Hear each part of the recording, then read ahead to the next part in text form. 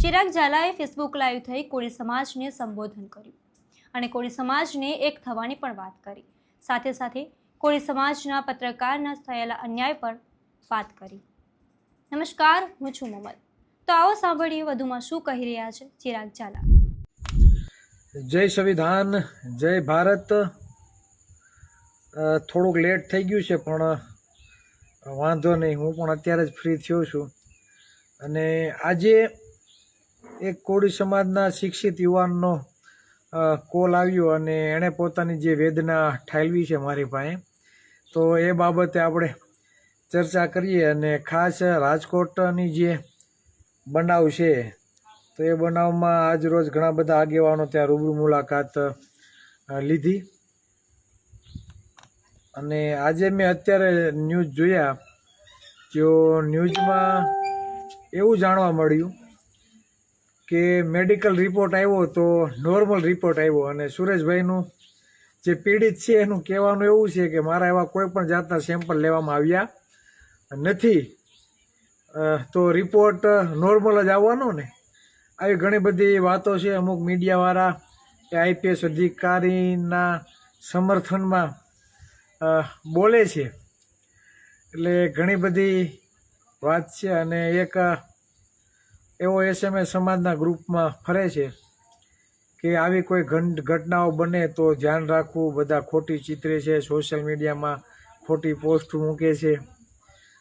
અને એ ભાઈ ભાજપમાં, અને ભાજપવાળાઓ એસએમએસ વાયરલ કરે આપણા સમાજના લોકો કે ભાઈ આવા અન્યાયો થાય ને ત્યાં ખોટી રીતે આ લોકો માહિતી સમાજમાં ખોટી માહિતી ફેરવે છે. હકીકત એવું કાંઈ હોતું નથી અને ખોટા બરાડા પાડે છે અને સોશિયલ મીડિયામાં આવી પોસ્ટ મૂકે છે. કાંઈ વાંધો નહીં, એમાં આપણે પડવું નથી.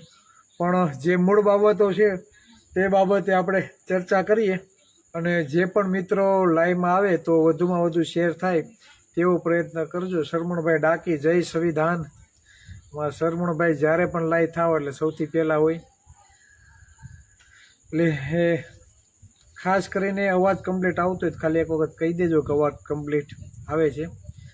અને હમણાં કંઈક મારી પોસ્ટ છે એમાં મેં લખ્યું તો ઘણા બધા એમ કે ચિરાગભાઈ કે આમ આદમી પાર્ટીમાં ભળી જશે. ઘણા કોંગ્રેસી કહે છે, એટલે હજી નક્કી નથી થતું એ લોકોનું કે ચિરાગભાઈને કઈ બાજુ દર્શાવવા છે, કોંગ્રેસમાં દર્શાવવા કે આપમાં. એટલે લોકોને પહોંચાતું નથી કે કઈ જગ્યાએ. કેમ કે અમે જે લડત લડી રહ્યા છીએ, વિચારધારાની લડત લડી રહ્યા છે.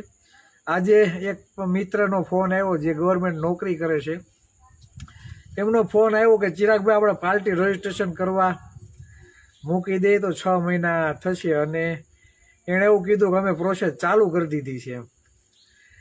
એટલે કહેવાનો મતલબ છે જ્યાં લગી સામાજિક અને વૈચારિક ક્રાંતિ, સામાજિક જાગૃતિ જ્યાં સુધી સમાજમાં ના આવે ત્યાં સુધી પાર્ટી તો કાલે બનાવી નાખી, પણ પાર્ટીને ચલાવવી કઈ રીતે.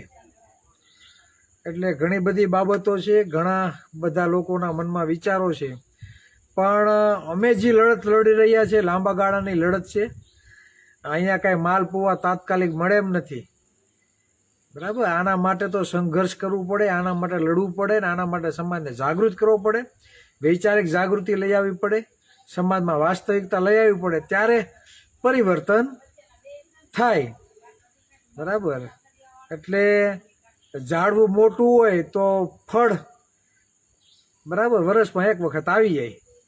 પણ હજી તો આપણે છોડનું વાવેતર કરીએ છીએ, હજી મોટું થાય પછી એમાં ફળ આવે.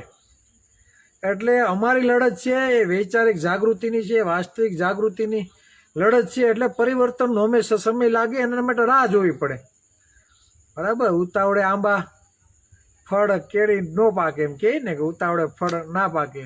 એટલે કહેવાનો મતલબ છે ધીરજના ફળ મીઠા હોય, લાગશે વાર પણ આવશે મજા. એટલે આપણી જે લડત છે એ સમાજને એક વિચારધારાની લડત આપવાની છે, અને સમાજને જે સિંહાસન ઉપર આપણે પહોંચાડવું છે તેના માટેની આપણી લડત છે, મૂળભૂત સમસ્યા માટેની લડત છે. એટલે આમાં તો આપણે ભોગ દેવો પડે, બરાબર. આમાં ગુમાવવાનું છે તમારો સમય, શક્તિ, પૈસા, બરાબર. આ બધું સમાજ માટે ગુમાવવું પડે.